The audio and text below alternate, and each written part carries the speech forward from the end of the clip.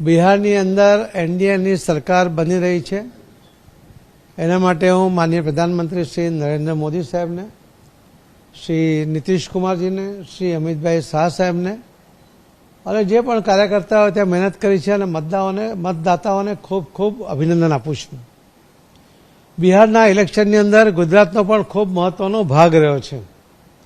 ગુજરાતના લગભગ 1150 કાર્યકર્તા જે બિહારવાસી હતા ને લગભગ 250 જેટલા કાર્યકર્તા જે સુરતના ભારતીય જનતા પાર્ટીના કાર્યકર્તા હતા અને રાજ્યના પણ વિવિધ જિલ્લાઓના પણ કાર્યકર્તાઓ એમણે પણ ત્યાં જઈને એક મહિનો સુધી મહેનત કરી છે.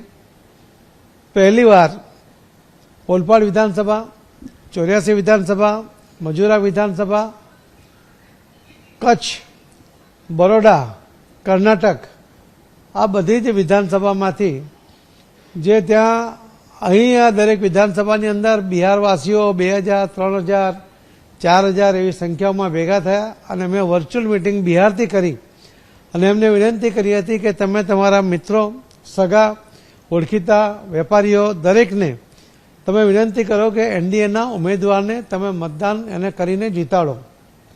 અને એમણે જે રીતે બધાને વોટ્સઅપ કર્યા, ફોન કર્યા, SMS કર્યા એનું પણ પરિણામમાં થોડી અસર ચોક્કસપણે હશે એવું હું માનું છું. પહેલીવાર સુરતના જે વેપારીઓ ટેક્સટાઇલના જે બિહારના છે એમણે પટના આવીને ત્યાંના લગભગ 250-300 ટેક્સટાઇલના વેપારીઓ સાથેની એક મિટિંગ ખુલ્લામાં કરી અને ઓપનલી એમણે એનડીએને ટેકો જાહેર કર્યો. માનનીય પ્રધાનમંત્રી શ્રી નરેન્દ્ર મોદી સાહેબને, અમિતભાઈ શાહ સાહેબને, નીતિશ કુમારજીને ટેકો જાહેર કર્યો અને ચેમ્બર ઓફ કોમર્સ બિહાર રાજ્યનું જે ચેમ્બર ઓફ કોમર્સ છે એમણે પણ અમારી સાથે એક મિટિંગ કરી. એમાં પણ લગભગ મુખ્ય 90 જેટલા વેપારીઓ હાજર હતા અને એમણે ઓપનલી તેમ કહ્યું કે અમે એનડીએને સપોર્ટ કરીએ છીએ. 20 વર્ષના વિકાસમાં અને ડબલ એન્જિનની સરકાર પછી જે રીતે બિહારનો વિકાસ થયો છે એનો પ્રભાવ ત્યાં જોવા મળતો હતો. એમના મનમાં જે જંગલરાજનો ડર હતો એ નીકળ્યો હતો અને જંગલરાજ પાછો નહીં આવે એના માટે એ ખૂબ જાગૃત થઈને ઓપનલી બહાર આવીને નીકળ્યા હતા. હું 2015માં પણ બિહારમાં હતો ત્યારે મેં જોયું હતું કે બિહારનો કોઈ પણ વ્યક્તિ ખુલ્લેથી કંઈ પણ બોલવા માટે તૈયાર નહોતો.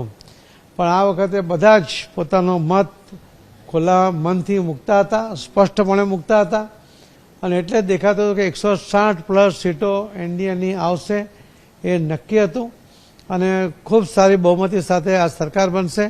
માનનીય પ્રધાનમંત્રી શ્રી નરેન્દ્ર મોદી સાહેબે જે બિહારના વિકાસના પંથે લઈ જવા માટેનો અને જાતિવાદમાંથી દૂર કરવાનો જે સફળ પ્રયત્ન કર્યો છે